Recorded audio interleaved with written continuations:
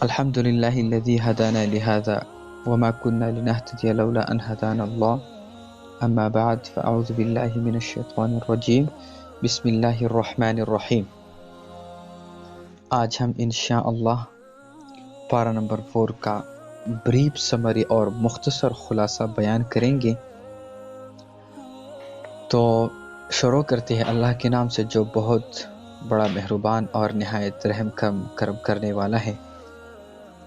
اس پارے کا ابتدا اللہ رب العزت نے اس آیات سے کی ہے، لن تنالوا البر حتى تنفقوا مما تحبون، صدق اللہ العظیم۔ تو اس پارے کو ہم 2 حصوں میں تقسیم کریں گے۔ پہلا حصہ وہ ہوگا جو مشتمل ہوگا سورہ آل عمران کی باقی آیتوں پر، اور دوسرا حصہ وہ ہوگا جو کہ مشتمل ہوگا سورہ نساء کی ابتدائی آیتوں پر۔ ایک بار پھر ریوائز کرتا ہوں، 2 حصے اس بارے میں ہوگی۔ ایک حصہ وہ ہوگا جو مشتمل ہوگا سورہ آل عمران کی باقی آیتوں پر۔ سورہ آل عمران پچھلے پارے میں شروع ہوا تھا، ابھی اس کی کچھ باقی آیتیں اس پارے میں بھی ہیں۔ اور دوسرا حصہ وہ ہے جو کہ مشتمل ہے سورہ نساء کی ابتدائی آیتوں پر۔ اب جو پہلا حصہ ہے جو مشتمل ہے سورہ آل عمران کی باقی حصہ پر، باقی آیتوں پر، اس میں اللہ رب العزت نے 5 اہم سبجیکٹ بیان کی ہے، یعنی 5 اہم مضامین اللہ رب العزت نے اس حصے میں منشن کی ہے۔ سب سے پہلا سبجیکٹ اور مضمون وہ ہے خانہ کعبہ کے فضائل، اس کے بارے میں اللہ رب العزت نے کچھ تذکرہ کی ہے۔ سیکنڈ مضمون باہمی جوڑ کے متعلق اللہ رب العزت نے کچھ چیزیں بیان کی ہے۔ اینڈ تھرڈ نمبر سبجیکٹ وہ ہے امر بالمعروف اور نہی عن المنکر، اس کے بارے میں اللہ رب العزت نے کچھ تذکرہ کیا ہے۔ ہم تھوڑا ایکسپلینیشن کریں گے کہ امر بالمعروف کیا ہوتا ہے اور نہی عن المنکر کیا ہوتا ہے۔ فورتھ نمبر سبجیکٹ وہ ہے 3 غزووں کے بارے میں اللہ رب العزت نے اس حصے میں کچھ ذکر کیا ہے۔ اور 5th نمبر اللہ رب العزت نے کامیابی کی 4 اصول کو یہاں بیان کیا ہے۔ تو یہ پہلے حصہ کے 5 سبجیکٹ ہے جو اللہ رب العزت نے اس بارے میں منشن کی ہے۔ خانہ کعبہ پہلا سبجیکٹ ہے خانہ کعبہ کی فضائل۔ تو اس کے بارے میں یہ فرمایا گیا ہے کہ یہ سب سے پہلے عبادت گاہ ہے، اور اس میں واضح نشانیاں ہیں جیسے کہ مقام ابراہیم، اور یہ بھی بتایا گیا کہ جو بھی بندہ حرم میں داخل ہو جائے اسے امن حاصل ہو جاتا ہے، اور اس میں ایک روحانی کیفیت ہوتی ہے، جلال ہوتی ہے، جمال ہوتی ہے، اور اس میں انسان کو جو ہے نا ایک ٹرانکویلٹی فیل ہوتی ہے، ذہنی سکون جو ہے نا، دلی سکون، چین ہوتا ہے، ایک راحت ہوتی ہے، اور ایک اچھی قسم کا ماحول اللہ رب العزت نے خانہ کعبہ کے جو ارد گرد اللہ رب العزت نے بنایا ہے۔ دوسرا چیز اللہ رب العزت نے دوسرا سبجیکٹ بیان کیا ہے باہمی جوڑ۔ باہمی جوڑ کے بارے میں اللہ رب العزت نے یہ فرمایا کہ وَاعْتَصِمُوا بِحَبْلِ اللَّهِ جَمِيعًا وَلَا تَفَرَّقُوا، تم do not be insect۔ اس کا مطلب یہ ہے کہ فرقوں میں مت بٹو، فرقوں میں تقسیم مت ہو جاؤ، فرقے مت بناؤ، فرقواریت کو ختم کرو، ایک ہی مسلمان بن جاؤ۔ وَاعْتَصِمُوا بِحَبْلِ اللَّهِ، اور اللہ کی رسی کو مضبوطی سے تھامو، اور اس میں اللہ رب العزت نے آپ لوگوں کے لیے خیر ڈالا ہے۔ جب آپ لوگ جو ہے نا بحیثیت ہی ایک مسلمان زندگی گزاریں گے، فرقے نہیں ہوں گی، فرقواریت نہیں ہوں گی، تو پھر اللہ رب العزت کے مدد نصرت آپ لوگوں کے ساتھ شامل حال ہوگا، اور دنیا میں آپ پھر جو ہے نا مغلوب نہیں ہوگے، بلکہ اللہ رب العزت آپ کو نصرت دے گا اور غلبہ دے گا۔ ساری دنیا پر جو ہے نا پھر غلبہ مسلمانوں کا ہوگا، غیروں کا نہیں ہوگا۔ تو اس باہمی جوڑ کے بارے میں اللہ رب العزت نے یہ کہا کہ اللہ کی رسی کو مضبوطی سے تامو اور فرقوں میں مت بٹو۔ تیسرا سبجیکٹ جو یہاں بیان ہوا ہے وہ ہے امر بالمعروف اور نہی عن المنکر۔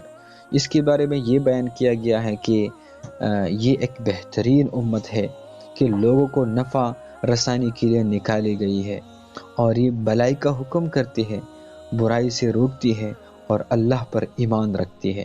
تو امر بالمعروف یہ ہوتا ہے کہ نیک کاموں کا حکم دینا لوگوں کو، اور نہی عن المنکر کا مطلب یہ ہے کہ لوگوں کو برے کاموں سے جو ہے نا ان کو منع کرنا۔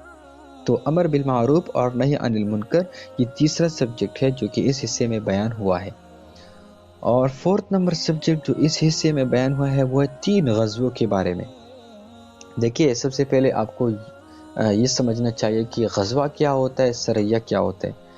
تو غزوہ اس جنگ کو کہتے ہیں جس میں بذات خود نبی کریم صلی اللہ علیہ وسلم نے شرکت کی ہو، اور سریہ اس جنگ کو کہتے ہیں جس میں بذات خود نبی کریم صلی اللہ علیہ وسلم نے شرکت نہیں کی ہو، بلکہ کسی صحابی کو اس میں جو ہے نا سپہ سالار بنایا ہو۔ تو یہاں پر اللہ رب العزت نے fourth number subject, fourth number مضمون میں یہاں اللہ رب العزت نے 3 اہم غزووں کے بارے میں کچھ ذکر کیا ہے۔ پہلا غزوہ غزوہ بدر کا ہے، دوسرا غزوہ احد ہے، اور تیسرا غزوہ حمراء الاسد۔ تو یہ 3 جو ہے نا بہت بڑے مشہور غزوے ہیں جو اللہ رب العزت نے یہاں منشن کی ہے۔ اور 5 نمبر مضمون جو اس حصے میں بیان ہوا ہے وہ ہے اللہ رب العزت نے بیان کیا کہ کامیابی کے 4 اصول ہیں۔ پہلا اصول صبر کرنا۔ صبر جب آپ لوگ کریں گے تو آپ لوگوں کے ساتھ اللہ کا مدد شامل حال ہوگا۔ Second number مصابرہ۔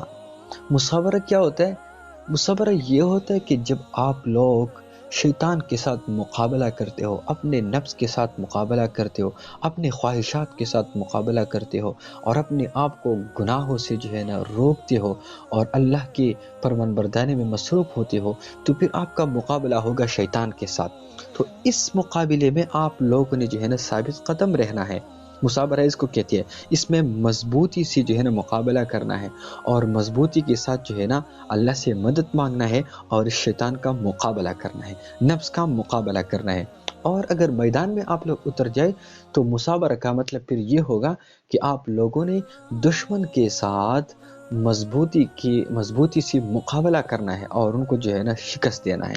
تو پھر مصابرہ کا مطلب یہی ہوگا۔ اور تیسرا اصول مرابطہ۔ مرابطہ کا مطلب یہ ہوتا ہے کہ جب بھی آپ لوگ جنگ کے لیے نکلتے ہو، چاہے جنگ وہ روحانی ہو، اپنے نفس کے ساتھ ہو، شیطان کے ساتھ ہو، یا دشمن کے ساتھ ہو، باطل کے ساتھ ہو، مسلمان کے مقابلہ میں کافر آمنے سامنے ہو، تو اس میں آپ لوگوں کے لیے کیا کرنا چاہیے؟ مرابطہ، رابطو۔ اس میں جو ہے نا آپ لوگوں نے کیا کرنا ہے؟ آپ لوگوں نے اچھی طریقہ سے تیاری کر لینا ہے، اور اچھی طریقہ سے جو ہے نا اپنا بندوبست کرنا ہے۔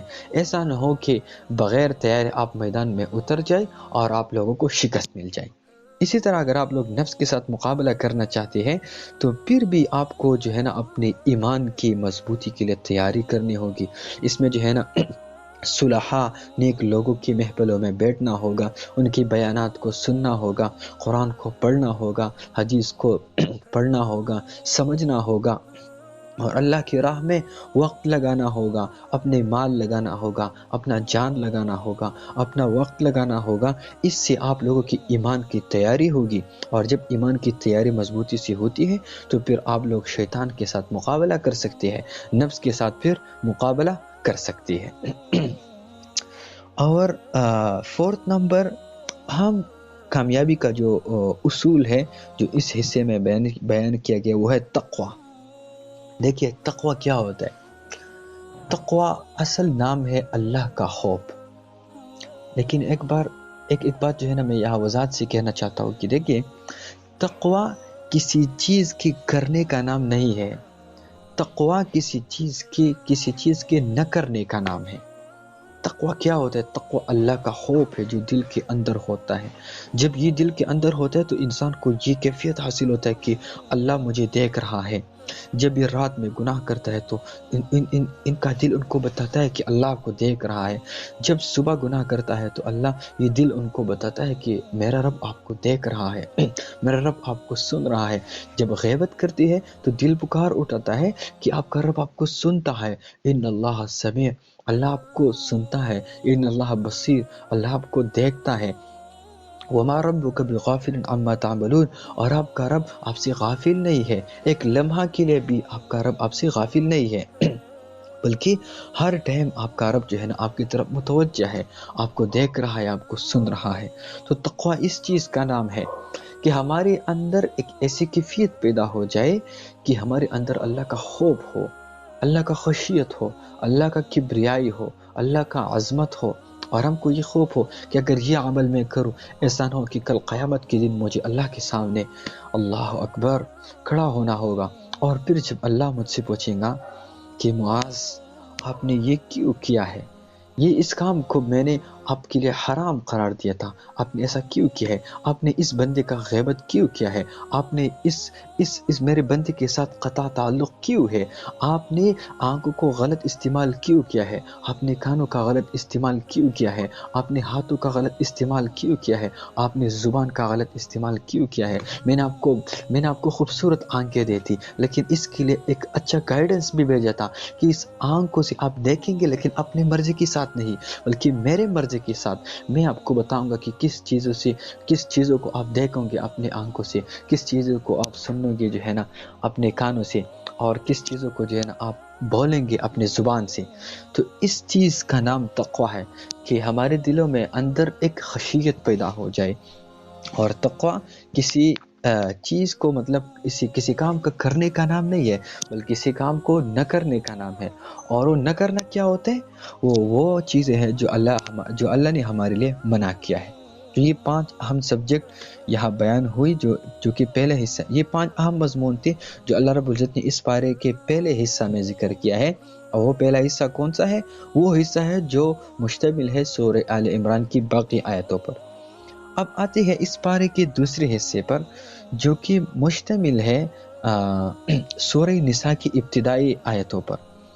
تو اس میں اللہ رب العزت نے 4 مضامین ذکر کی ہے، 4 اہم سبجیکٹ۔ پہلا اہم سبجیکٹ ہے یتیموں کا حق کے بارے میں۔ اس کے بارے میں اللہ رب العزت نے بیان کیا کہ ان کو جو ہے نا ان کا مال حوالہ کر دیا چاہیے، جو ہے نا آپ لوگ ان کے ساتھ زبردستی نہ کرے، ظلم نہ کرے، ان پر رحم کرے، ان کے ساتھ اچھا سلوک کرے، اور ان کے مال کو جو ہے نا ضائع نہ کرے۔ اگر ان کا مال جو ہے نا آپ لوگوں کے ساتھ امانت ہے تو اس کا جو ہے نا اچھی طریقے سے خیال رکھے، کیونکہ اس چیز کے بارے میں قیامت کے دن آپ لوگوں سے پوچھا جائے گا، اور اگر آپ لوگوں نے کسی چیز میں کمی کوتاہی کی ہے تو اس کا جو ہے نا بھرپور سزا آپ لوگوں کو قیامت کے دن جو ہے نا مل جائے گا۔ دوسرا اہم مضمون وہ ہے تعدادی یا تعدد ازواج۔ اللہ رب العزت نے یہ مسئلہ بیان کیا ہے کہ ایک مرد بیک وقت کتنی عورتوں سے نکاح کر سکتی ہے۔ تو اللہ رب العزت نے یہ واضح کیا گیا کہ ایک مرد بیک وقت 4 نکاح کر سکتی ہے، لیکن شرط کے ساتھ، شرط لگایا گیا ہے۔ شرط کیا ہے؟ شرط یہ ہے کہ ان 4 بیویوں کا حقوق جو ہے نا وہ ادا کر سکتا ہو۔ اگر مثال کے طور پر کسی بندہ میں جو ہے نا اتنا استعداد نہیں ہے، صلاحیت نہیں ہے کہ وہ 4 بیویوں کا حق ادا کرے، پھر بھی جو ہے نا 4 بیوی کرتے تو ان کے لیے جائز نہیں ہے، بالکل شریعت ان کو اجازت نہیں دیتا۔ صحیح ہو گیا؟ ہاں، اگر آپ میں 4 بیویوں کے حقوق سنبھالنے کا استعداد ہے، صلاحیت، تو پھر آپ کو اجازت ہے، آپ بیک وقت میں 4 نکاح کر سکتی ہے۔ تیسرا اہم سبجیکٹ یہاں مضمون ہے وہ ہے میراث کے بارے میں، جس کو ہم انگلش میں انہیریٹنس بھی کہہ سکتی ہے۔ تو انہیریٹنس کے بارے میں کیا بیان کیا کہ جب جو ہے نا ایک میت وفات ہو جائے تو ان کی اولاد کو کیا ملے گا، اس کے جو ہے نا ان کے مال میں سے ان کے ماں کو کیا ملے گا، باپ کو کیا ملے گا، بیوی کو کیا ملے گا، کلالہ کی حصے بیان ہوئی۔ کلالہ کیا ہوتا ہے؟ کلالہ اس مرد یا عورت کو کہتی ہے جس کے اولاد نہ ہو، یعنی جس کو ہم میراث بھی کہتی ہے، کہ مطلب اس کا نہ کوئی بھائی ہو، نہ کوئی باپ ہو، نہ اس کا کوئی ایسا رشتہ دار ہو جو ان سے ان کا حصہ لے لے، تو ان کے ساتھ کیا ہوگا، ان کا کیا معاملہ ہوگا۔ اور یہ بھی بیان کیا گیا اس کے ساتھ ساتھ کہ ان میراث، جو لوگ میراث لیتی ہے میت کی، ان کو میراث دی جائیں گے، لیکن 2 چیزوں کے بعد۔ پہلا چیز، اگر میت نے اپنے مال میں سے کسی بندے کے لیے وصیت کی ہے تو میراث کی تقسیم سے پہلے اس وصیت کو جو ہے نا پورا کیا جائے گا۔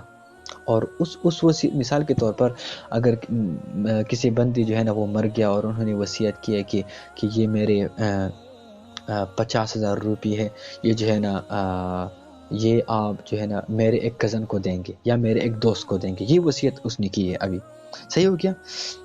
جب وہ وفات ہو گیا تو ان کا مال جمع کیا گیا، وہ تقریباً تھا 90,000 کا، اور اس نے وصیت کتنے کی تھی؟ 50,000 کا۔ تو ان کا جو وصیت جو ہے نا وہ 50,000 نہیں دیا جائے گا، کیونکہ ان کی وصیت پورا ہو جائے گا ثلث مال میں۔ ان کا مال جو ہے نا 3 حصوں میں تقسیم کیا جائے گا، اور پھر تیسرے حصے میں جو وصیت اس نے کی ہے، تیسرے حصے سے وہ وصیت ادا ہو جائے گا، سارے مال سے وصیت ادا نہیں ہوگا۔ اور دوسرا چیز، اگر میت پر کوئی قرضہ ہو تو میراث کی تقسیم سے پہلے اس کا قرضہ جو ہے نا اس میراث سے دیا جائے گا۔ تو یہ مسائل اللہ رب العزت نے یوصیکم اللہ فی اولادکم للذکر مثل حظ الانثیین اس رکوع میں تفصیل کے ساتھ بیان کی ہے۔ فورتھ نمبر مضمون جو اس بارے میں ہے، جو اس حصے میں ہے، جو کہ اللہ رب العزت نے یہاں بیان کی ہے، وہ ہے محرم عورتیں، اس عورتوں کا تذکرہ ہے جو آپ لوگ، اللہ رب نے یہ بیان کیا ہے کہ یہ آپ لوگوں پر حرام ہے، آپ لوگوں کا ان کے ساتھ نکاح نہیں ہو سکتا۔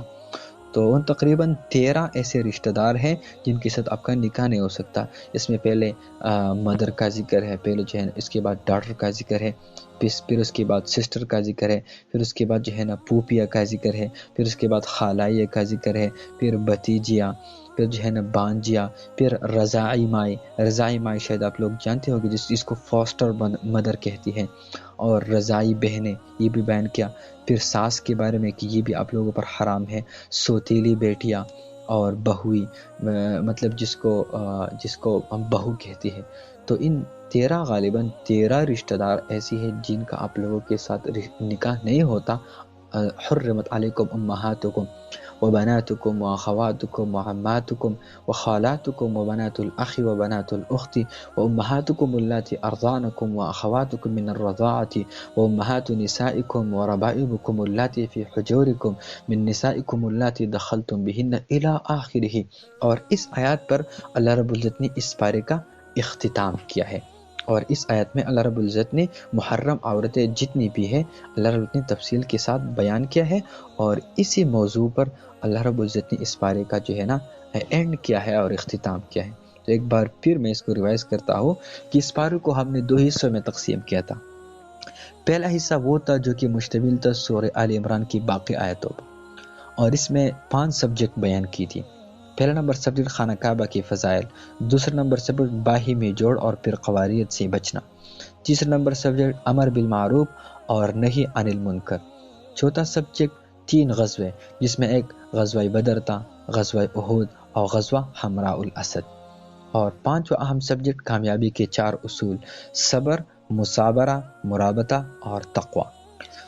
اور اس پارے کا جو دوسرا حصہ تھا جو کہ مشتمل تھا سورہ نساء کی ابتدائی حصہ پر، ابتدائی آیتوں پر، اس میں اللہ رب العزت نے 4 سبجیکٹ بیان کی تھی، جس میں پہلے سبجیکٹ یتیموں کے حق کے بارے میں تھا، اور سیکنڈ سبجیکٹ تعدد ازواج کی ایک مرد ایک وقت میں کتنی عورتوں کے ساتھ نکاح کر سکتی ہے، اور تیسرا سبجیکٹ تھا میراث کے بارے میں، انہیریٹنس کے بارے میں، اور 4 نمبر سبجیکٹ تھا محرم عورتوں کی تعداد اور وہ کون کون سی ہے۔ اللہ رب العزت نے جو ہے نا یہاں اس کو تفصیل کے ساتھ بیان کیا ہے۔ وآخر دعوانا ان الحمد للہ رب العالمین۔